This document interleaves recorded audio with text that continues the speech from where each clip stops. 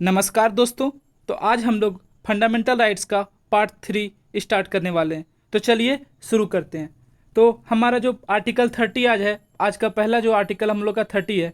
तो इसमें क्या है, right of minorities to establish and administer educational institute. तो ये जो है स्पेशली माइनॉरिटीज़ के लिए बात करता है। तो इसमें क्या है, to right to establish and administer educational institute of their choice. मतलब माइनॉरिटीज़ को राइट है कि वो अपने पसंद का एजुकेशनल इंस्टीट्यूट इस्टेब्लिश कर सकते हैं, एडमिनिस्ट्रेशन उसका कर सकते हैं। तो ऐसा नहीं है कि अगर वो उनको ये राइट दिया गया है तो वो कुछ भी, अगर मान लीजिए अपने कॉलेज इंस्टीट्यूट खोल लिए हैं और वहाँ पे कुछ भी ऐसा करेंगे जो देश के लिए नुकसानदेह हो, वैसा भी नहीं है। वैसे में स्टेट इंटरफेयर करेगी, वैसा कुछ नहीं है। लेकिन हाँ, वो अपना उनको दिया गया है कि आप, आपका राइट है, आप इस्टेब्लिश करो, एडमिनिस्ट्रेट करो, स्टेट को कोई प्रॉब्लम नहीं है।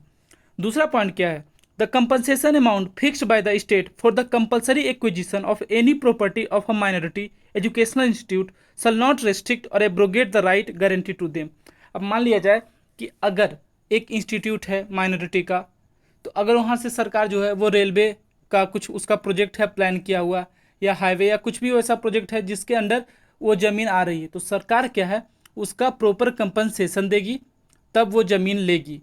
ऐसा नहीं है कि वो ज़मीन सिर्फ ले लेगी और पैसे नहीं देगी या कंपनसेशन पे करेगी, नहीं करेगी, ऐसा बिल्कुल भी नहीं है। उसको कंपनसेशन देना पड़ेगा, या फिर ज़मीन लेने से पहले उसको कोई दूसरे ज़मीन पे वैसा इंस्टीट्यूट बनवाना पड़ेगा। क्योंकि आप देखो, अगर किसी का इंस्टीट्यूट है, बिल्डिंग है, आप उसको तोड़ रहे हो और ज़मीन को यूज कर रहे हो, तो आपको वैसा ही वहाँ बनवाना पड़ेगा। दूसरे ज़मीन पर उसको बनवाने के इतना पैसा देना पड़ेगा या बनवाना पड़ेगा, तभी आप ये जो ज़मीन है आप ले सकते हैं। उसके बाद है, the state shawl not discriminate against any educational institution manage by a minority. अब मान लीजिए देखा जाए, अगर एक इसमें बोल रहा है कि अगर कोई माइनॉरिटी का इंस्टीट्यूट है, तो वो जो स्टेट है वो ऐसा नहीं कर सकती, यार ये माइनॉरिटी का इंस्टीट्यूट है तो इसको जो पूरा जो हम लोग का पैसा रहता है वो नहीं देंगे, जो ज़मीन एक्वायर करें उसके बदले पूरा पैसा देंगे, थोड़ा कम देंगे या फिर उसको ज़्यादा देंगे, इससे इसको कम देंगे, ऐसा कुछ नहीं है, उसको इक्वली देना पड़ेगा। उसके बाद क्या है, the protection under article 30 is confirmed only to minorities and does not extend to any other section of citizen as under article 29। आपको जैसा पता है, आर्टिकल 29 में माइनॉरिटी और मेजोरिटी दोनों आते थे, लेकिन ये जो आर्टिकल 30 है ये सिर्फ माइनॉरिटी के लिए है। अब देखते हैं हम लोग article 31, 31A, 31B and 31C। दोस्तों देखा जाए तो बहुत ही इंपॉर्टेंट आर्टिकल है। तो चलिए हम लोग ये तीनों जो आर्टिकल है ये देखते हैं। अब सबसे पहले देखते हैं, originally the right to property was one of the 7 fundamental rights. जैसा कि आपको पता है, राइट टू प्रॉपर्टी है हम लोग का 7 फंडामेंटल राइट्स में आता था। Provided that no person shall be deprived of his property except by authority of law. मतलब ये क्यों प्रोवाइड करवाया जाता था, ताकि सबको प्रॉपर्टी दिया जाए। लेकिन however being the one of most controversial right, बहुत ही कंट्रोवर्शियल ये राइट था, इसलिए इसको हटा लिया गया था। आर्टिकल 300A पार्ट 12 में इसको ऐड कर दिया गया, किसके थ्रू, 44th अमेंडमेंट के थ्रू। अब चलिए आर्टिकल 31 जो है इसको अमेंड बहुत बार किया गया, फर्स्ट, फोर्थ, 7th, 25, 39, 40 42 अमेंडमेंट। जो पहला अमेंडमेंट है 1951 में हुआ था, article 31A and 32B to the constitution. और आर्टिकल 31C है इंसर्टेड किया था constitution bye 25th amendment. Article 31A, तो ये क्या बोलता है, it saves 5 categories of laws from being challenged and invalidated on the ground of contravention of the fundamental rights conferred by the article 14 and article 19। ये बोलता है 5 ऐसे laws हैं जिसको आप चैलेंज नहीं कर सकते हैं आप कोर्ट में या फिर जुडिशरी सिस्टम के पास, आर्टिकल 14 और आर्टिकल 19 के बेसिस पे कि ये हमारा आर्टिकल ऑफ 49 जो है वो हमसे छीना जा रहा है। तो वो 5 पॉइंट कौन कौन सा है, चलिए हम लोग देखते हैं। पहला पॉइंट क्या है, acquisition of states and related sites bye the state. मतलब यहाँ पे क्या बोल रहा है कि अगर पहले के टाइम में क्या होता था कि अगर कोई ज़मींदार है तो उसके पास बहुत ज़्यादा ज़मीन रहता था, और जो पुअर है उसके पास कुछ भी नहीं, ज़मीन है ही नहीं।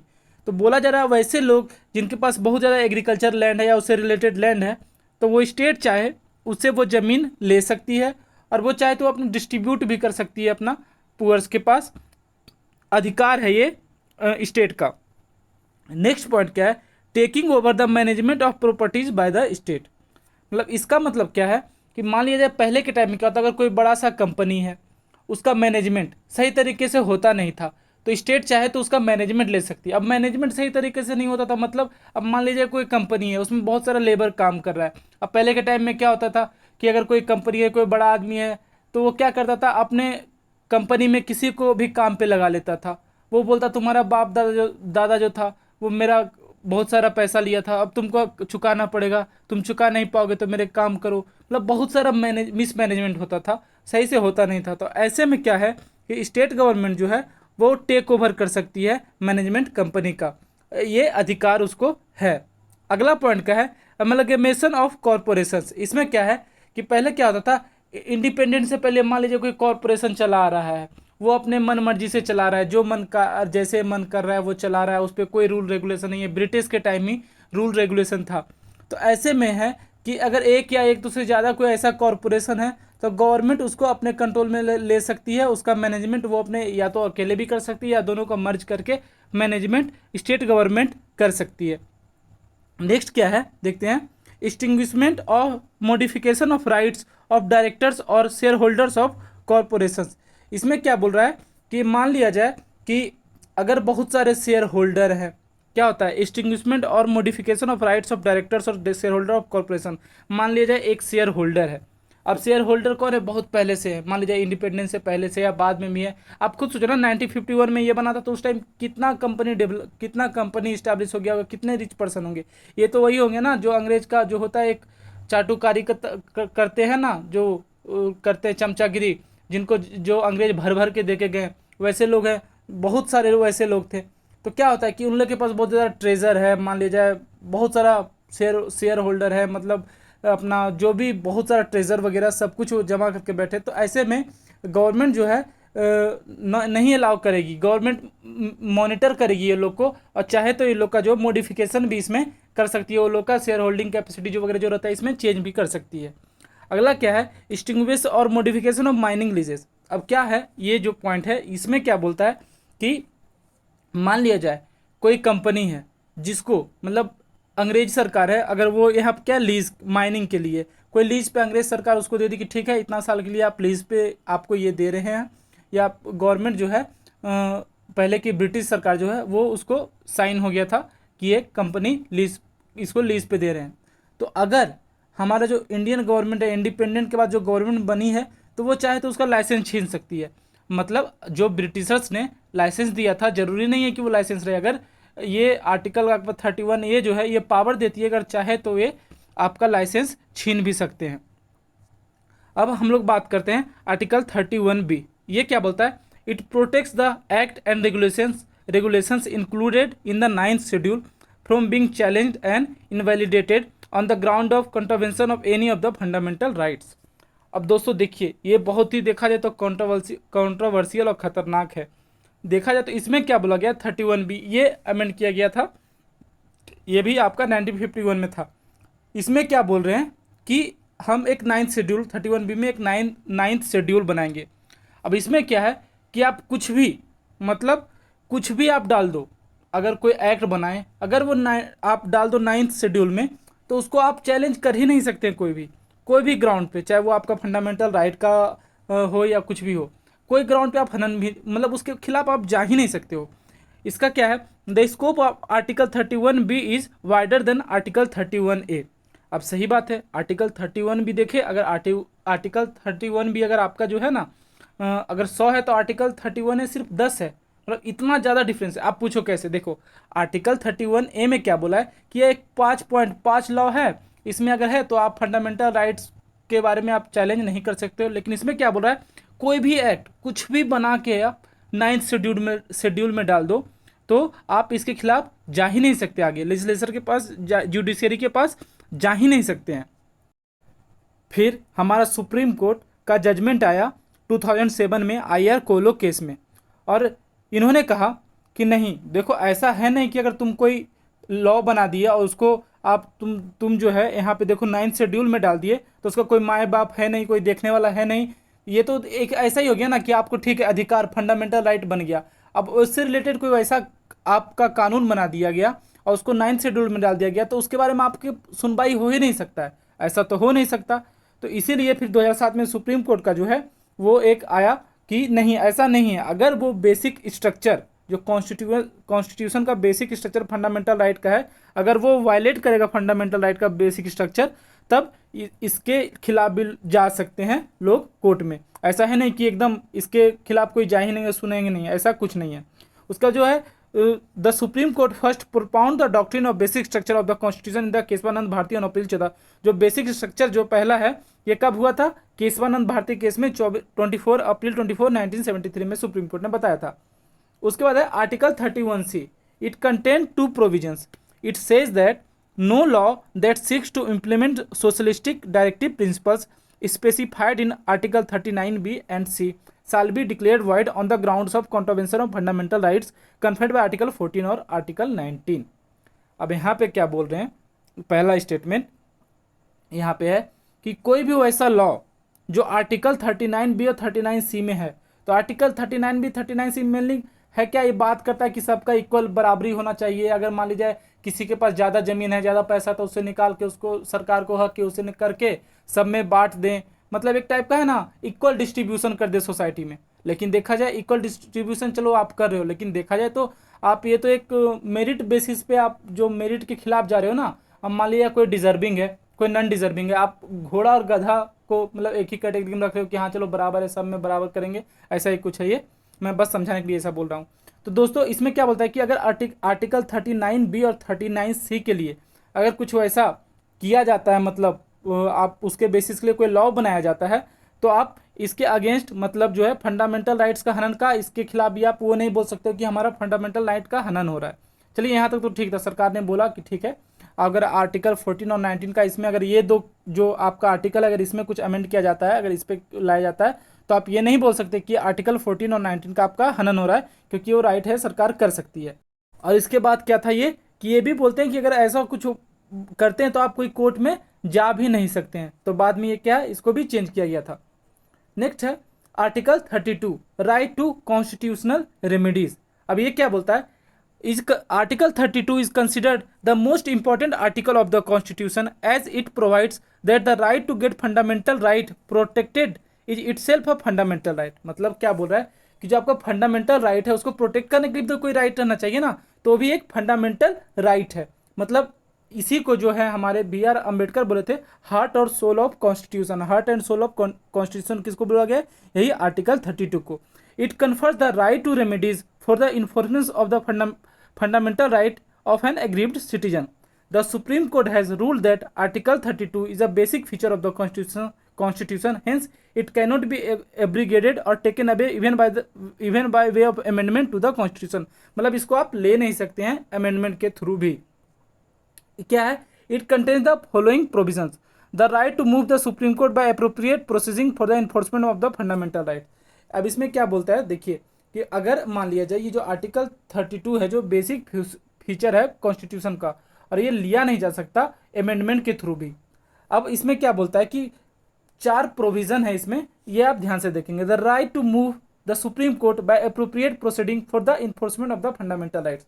अगर मान लिया जाए अगर फंडामेंटल राइट्स आपका जो नहीं हो रहा है, मान लीजिए अगर हनन हो रहा है, तो आर्टिकल 32 के थ्रू आप जो है सुप्रीम कोर्ट जा सकते हैं। The Supreme Court shall have power to issue directions और ऑर्डर्स और writs for the enforcement of any of the fundamental rights. जो सुप्रीम कोर्ट है आपका वो डायरेक्शन दे सकता है। अगर फंडामेंटल राइट का आपका हनन हो रहा है तो वो डायरेक्शन देगा, रिट दे सकता है ताकि ये फंडामेंटल राइट जो आपका इन्फोर्स किया जा सके। उसके बाद क्या है? Parliament can empower any other court to issue directions order and writs of all kinds. देखिए पहले क्या था कि पार्लियामेंट आपका जो सुप्रीम कोर्ट है वो रिट इशू कर सकता है, या फिर आर्टिकल 226 के थ्रू हाई कोर्ट है वो इशू कर सकता है रिट। लेकिन यहाँ पे आप देखो पार्लियामेंट जो है वो भी एम्पावर कर सकता है कोई भी कोर्ट को कि वो डायरेक्शन ऑर्डर और रिट हर तरह का इशू कर सके। उसके बाद क्या? The right to move the Supreme Court shall not be suspended except as otherwise provided for by the Constitution. मतलब बोल रहा है कि राइट टू, अगर मान लीजिए आपका फंडामेंटल राइट हनन हो रहा है तो आपका जो सुप्रीम कोर्ट का जाने का अधिकार है, वैसे तो बोलता है आप हाई कोर्ट जाओ, हाई कोर्ट से फिर सुप्रीम कोर्ट जाओ, लेकिन आप डायरेक्ट सुप्रीम कोर्ट भी जा सकते हो, ये आपका अधिकार छीन नहीं जा सकता। हाँ, लेकिन कुछ कंडीशन में, जैसे in the case of emergency the right can be suspended by the president, article 359 के थ्रू। आप देखिए आर्टिकल 359 है ये। अगर मान लिया जाए आपका जो है राइट तब सस्पेंड कर दिया जाएगा जब यहाँ पे नेशनल इमरजेंसी का केस हो। Only the fundamental rights guaranteed bye the constitution can be enforce under article 32 and not any other right like non fundamental constitution rights, statutory rights, customary rights extra. जो fundamental rights वगैरह है यही आपका mainly article 32 के through enforced हो सकता है। अब हम लोग बात करते हैं आर्टिकल 33 का। अब आर्टिकल 33 क्या है? It empowers the parliament to restrict or abrogate the fundamental rights of the member of the armed forces, paramilitary forces, police forces, intelligence agencies and analogous forces. The objective of the provision is to ensure the proper discharge of their duties and their maintenance of discipline among them. The power to make laws under Article 33 is conferred only on Parliament and not on state legislature. अब देखिए यहाँ क्या बोल रहा है, parliament जो है abrogate कर सकता है फंडामेंटल राइट्स किसका? Member of the armed forces का, पैरामिलिट्री फोर्सेज का, पुलिस फोर्सेस का, इंटेलिजेंस एजेंसी का और एनालॉगस फोर्सेस का। अब देखिए यहाँ पे एक हो गया नॉर्मल सिटीजन, अब एक हो गया मान लिया जाए फोर्सेस। अब मान लो एक एग्जांपल आईटीबीपी का ले लो, आईटीबीपी का ले लो, या फिर बॉर्डर सिक्योरिटी फोर्स ले लो। अब यहाँ पे क्यों बोल रहे हैं, अब ऐसा क्यों कर रहे हैं? अब मान लीजिए हम नॉर्मल सिटीजन हैं, कुछ भी बोलने का फ्रीडम है, हम लोग कुछ भी कर सकते हैं।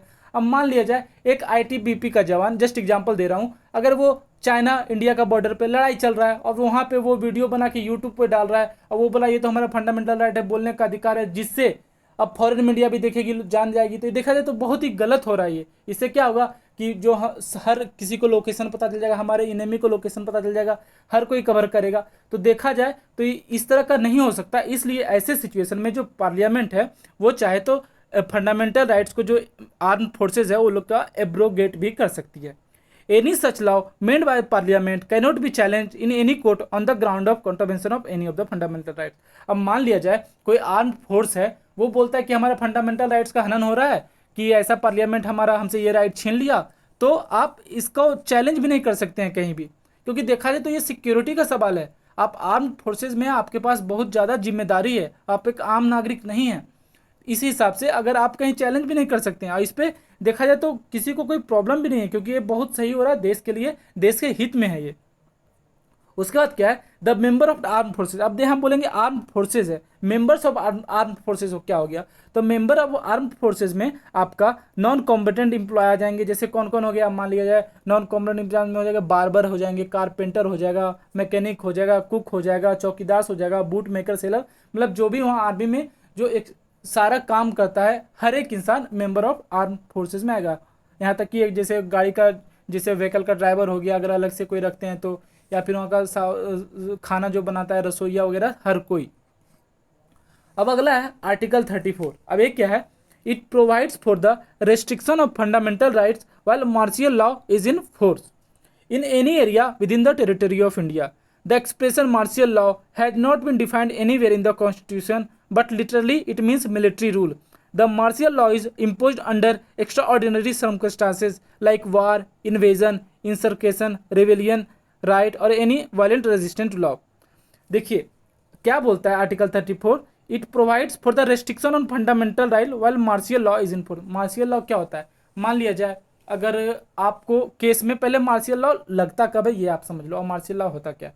देखिए अगर मान लीजिए कोई चाइना हम पे अटैक कर दिया, ठीक है, चाइना हम पे अटैक कर दिया तो क्या हो सकेगा, एक इमरजेंसी लगा सकते हैं, इमरजेंसी पूरा देश में लग जाएगा। लेकिन मार्शियल लॉ क्या हो गया, मान लीजिए कोई पार्ट है कंट्री का, चाइना उस वक्त हम लोग का वार में है, कुछ भी मतलब एक्सटर्नल फोर्सेज हम पे अटैक कर रहा है।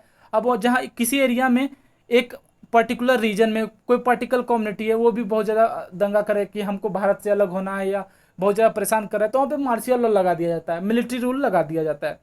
मेनली मिलिट्री रूल जो है ना वो एक एरिया में लगाया जाता है, प्रेसिडेंट रूल वगैरह जो है आप देखो तो अगर मतलब इमरजेंसी जो है पूरे उसमें लगा दिया जाता है कंट्री में। अगर देखें इमरजेंसी में और मार्शियल लॉ में डिफरेंस क्या होता है। अब मान लीजिए मार्शियल लॉ पूरे कंट्री में नहीं लगाते हैं, मार्शियल लॉ पर्टिकुलर रीजन में लगाते हैं। तो मार्शियल लॉ में आर्टिकल 34 जो है आपका रिस्ट्रिक्शन हो सकता है फंडामेंटल राइट्स पे। Article 34 empowers the parliament to indemnify any government servant or any other person for any act done by him in connection with the maintenance or restoration of order in any area where martial law was in force. अब यहाँ पे क्या बोल रहा है कि देखिए अगर मान लीजिए कहीं पे आपका मार्शियल लॉ लगा हुआ है बहुत ही सिचुएशन बहुत ही क्रिटिकल है, तो कोई गवर्नमेंट हो गया, गवर्नमेंट एम्प्लॉय हो गया, कोई पर्सन हो गया, अगर मान लिया जाए उस लॉ को, मतलब अगर मिलिट्री वहाँ पे आपका मार्शियल लॉ लगा हुआ है और सिचुएशन को कंट्रोल में रखने के लिए वो गोली चलाता है, किसी को ठोक देता है, मार देता है, या कुछ भी वैसा एक्टिविटी करता है ताकि वहाँ शांति बना रहे, तो उसको जो है माफ़ कर दिया जाएगा, कोई सज़ा वगैरह नहीं होगा। मतलब गवर्नमेंट उसको ठीक है चलो होता है जो भी किया तुम, मतलब पीस के लिए किया तो कोई दिक्कत नहीं है, मतलब वहाँ का रिस्टोरेशन पीस मेंटेन करने के लिए किया तो कोई दिक्कत नहीं हो, उसको नहीं लगेगा, कुछ प्रॉब्लम नहीं होगा। The act of indemnity made by the parliament can not be challenge in any court on the ground of contravention of any of the fundamental right. अब पार्लियामेंट मान लीजिए ऐसा एक्ट बनाती है, क्योंकि देखो अब अगर आप जब मार्शियल लॉ लग रहा है तो आपको समझना पड़ेगा सिचुएशन बहुत ही खराब है, लेकिन उस बीच में भी आप मान लो अपना दंगई करने उतर गए, आप अपना मनमानी करने उतर गए, तो थोड़ी ना वो मार्शियल लॉ है, आपको आर्मी गोली मारेगी। अब गोली जब मारेगी तो आप चिल्लाने जाओगे कि नहीं हमारा हमसे फंडामेंटल अधिकार छीना जा रहा है, ये ऐसा कुछ नहीं है, आपका कहीं सुनवाई नहीं होगा, क्योंकि देखा जाए तो उस वक्त स्थिति बहुत खराब है और ऐसे सिचुएशन में आप इस तरह की हरकतें करोगे तो यहाँ पे कोई भी सुनवाई नहीं होगा, कहीं भी आपका आप मतलब जा ही नहीं सकते हो कि हमारा फंडामेंटल राइट का हनन हो रहा है। अब चलिए चलते हैं हम लोग आर्टिकल 35 में। Article 35 lay down that the power to make laws to give effect to certain specified fundamental rights shall vest only in the Parliament and not in the state legislature. Article 35 क्या बोलता है कि power देता है make laws to give effect to certain specified fundamental shall vest only in the Parliament. मतलब article 35 आपको power देता है कि जो कुछ लॉ है जो सिर्फ पार्लियामेंट में बनना चाहिए, स्टेट लेजिस्लेशन में नहीं बनना चाहिए। अब ऐसा क्या ऐसा लॉ है, चलिए हम लोग देखते हैं। सबसे पहले क्या है, prescribing residence as a condition for certain employment और appointments in a state union territory local और एनी अदर अथॉरिटीज़। अब इसका मतलब क्या है, अब मान लीजिए कोई स्टेट है, ठीक ना, आप इंडिया के कोई पार्ट में रह रहे हैं, स्टेट जिस स्टेट के अंडर है, अब वो वहाँ बोलेगी कि हम जो इस बार जॉब दे रहे हैं वो हम आपका रेसिडेंस बेसिस पे देंगे। अब रेसिडेंस वगैरह यहाँ क्या होगा, अगर मान लीजिए कोई बाहर से आया, वो 20 साल वहाँ से 20 साल में वहाँ काम कर रहा है, अब अलग से अपना रेसिडेंस का स्टेट चाहे तो कुछ अलग कर सकता है, तो ये तो गलत हो जाएगा कि आप रेसिडेंस बेसिस पे आप एक कैटेगराइज करके जॉब दे रहे हो। तो आप उसकी किस बेसिस पे, रेसिडेंस वगैरह बेसिस पे आप निकालोगे जॉब दोगे या नहीं दोगे, ये स्टेट के अंडर नहीं है, ये आपका जो भी लॉ है पार्लियामेंट बनाएगा। ऐसे स्टेट लगाएगा तो क्या होगा, अब मान लो स्टेट लगा दिया, वो बोल दिया कि ठीक है हम अपना रेसिडेंस वाले को ही जॉब देंगे, तो वो सिर्फ अपना स्टेट वालों को जॉब देगा, बाहर से कोई जॉब करेगा नहीं। इसका तो बहुत गलत हो जाएगा, देखा जाए तो इक्वलिटी कहाँ सही से मिल रहा है, मतलब जो आपका जॉब का मतलब वो जॉब वॉब करने का कहाँ से नहीं हो पाएगा, क्योंकि अगर कोई पर्टिकुलर स्टेट बोलेगा ठीक है हम अपना ये एक होता है ना कि हम ये अपना मापदंड रखते हैं, ये पैरामीटर रखते हैं, हम इसी बेसिस पे जॉब लेंगे, तो ये स्टेट का अधिकार नहीं है, वो कौन करेगा, पार्लियामेंट है, वो बताएगा कि ठीक है कौन सा पैरामीटर पे आप जॉब यहाँ दे सकते हो स्टेट गवर्नमेंट का, ठीक है अगर आप रेसिडेंस वगैरह करना है तो क्या करना है या नहीं करना है वो पार्लियामेंट के हाथ में है। नेक्स्ट है empowering courts other than the Supreme Court and the High Court to issue directions, orders and writs for the enforcement of fundamental rights। देखिए हम लोग को पता है रिट इशू कौन करता है, सुप्रीम कोर्ट करता है, हाई कोर्ट करता है, लेकिन पार्लियामेंट है इंपावर कर सकता है कोई भी नॉर्मल कोर्ट को, जो डिस्ट्रिक्ट कोर्ट वगैरह जो भी कोर्ट है, ठीक है आप भी रिट इशू कर सकते हो और फंडामेंटल राइट्स को आप इंप्लीमेंट कर सकते हो, इन्फोर्समेंट में ला सकते हो, उसके लिए आप रिट इशू कर सकते हो, ये हो गया।